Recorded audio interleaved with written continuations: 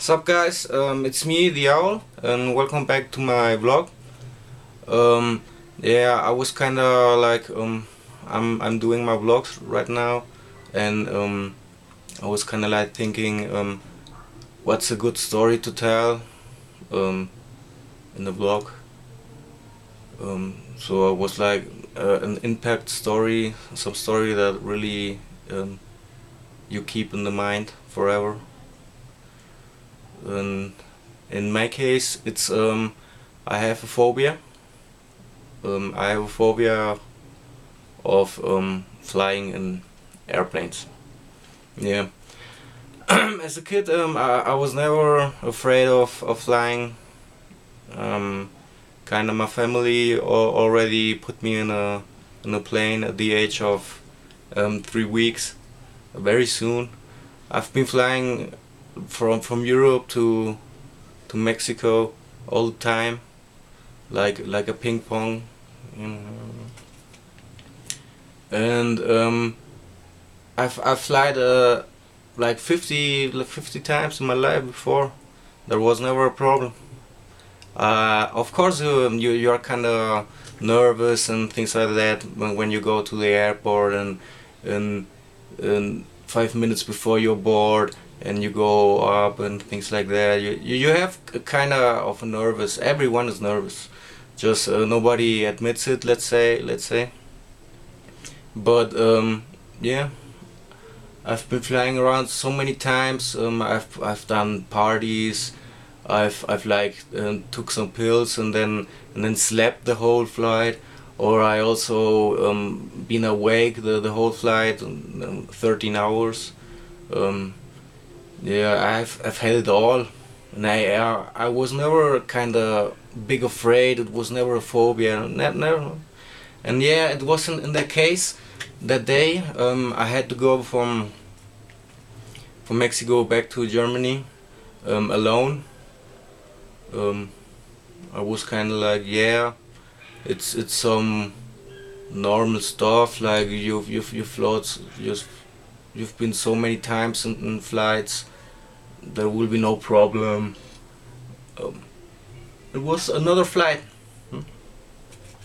We are bored. I go to my seat and see my neighbor. My neighbor was kind of like this guy with this kind of, I don't know, this kind of bad looking guy, big guy in his suit, and yeah, like kind of like grim. And I was like, yeah, what's up, man? Huh? And he didn't even say hello.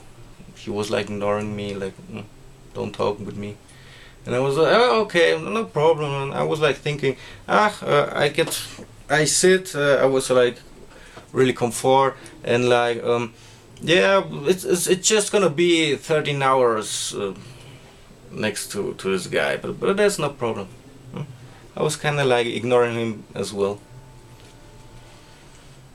The first hours there was no problems. It was a normal flight. We ate, we saw a movie and things like that. And then I fall asleep. I fall asleep. And then so something was like gonna waking me up from my sleep. I waked up and I was like, it was like kind of like you were in a, I don't know, in a wash machine, and you were like left, right, up, down, all the time moving. It was a blur. Uh, weird feeling. And I was like kind of looking at my neighbor, like this hard neighbor, and he was like not ignoring me anymore. Now this time he was like, what's happening, no? And I was like, I don't know, bad feeling. It was like, I don't know, it's not good what's happening. And then I watched out on the window, and yeah, I don't know if the systems 15 years ago were a bit not too good, not as well as today. And yeah, because or I don't know, maybe he was like, yeah, we have no problems going through that storm, or they could have avoided or flight around it. I don't know. He was like, yeah, let's go exactly through that storm. Yeah, exactly. Huh? And then you was like kind of watching out, and the sky was still blue, and from one second to another it was like black, and the thunder and the lightning started, and rain, big rain, and yeah, but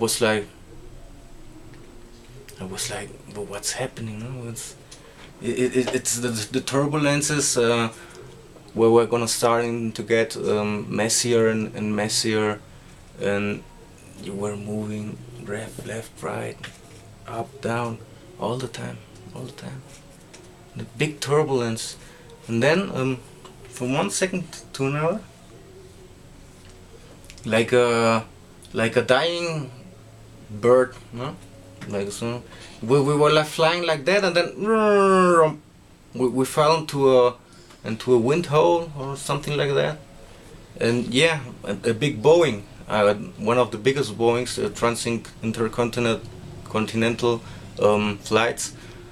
You go with a big Boeing. I don't remember the number. It was like 979 or 989. I don't know. The big Boeings with the front with the I don't know, with a big head, where the first classes and things like that, and yeah, a very big plane, and from one second to another it was like, tack, just going down. It was just 3-4 seconds, I think, but it really felt not good. It felt like, yeah, we are going down, right?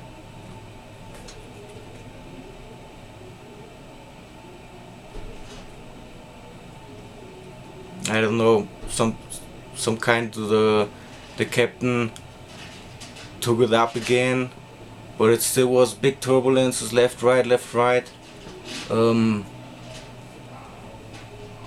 All the people, kids, babies, all the people were like kinda screaming and crying, and it was like, yeah, it was like panic, like mass panic. Got content. Everyone was like watching each other with big eyes, and everyone was in a kind of like in a panic.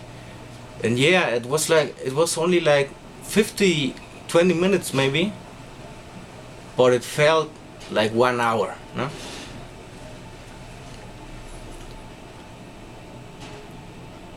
After a time, I think after half an hour, things like that, we found it out. We found the exit of the storm, and the plane went out, and yeah, everyone was like kind of recovering from the shock. Everyone was shocked.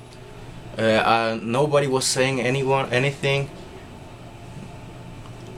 Everyone was just quiet the next 7-8 hours.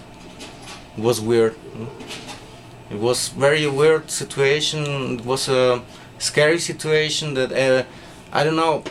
It just impacted a lot. Not just me.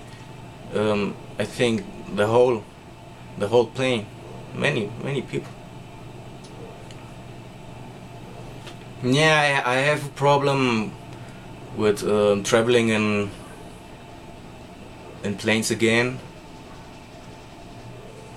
I really don't want to. If I don't have to, and I really don't want, I'm gonna try to avoid it my lifetime. Because I really, yeah, like I said, it's nowadays I have this phobia, this big nightmares, right?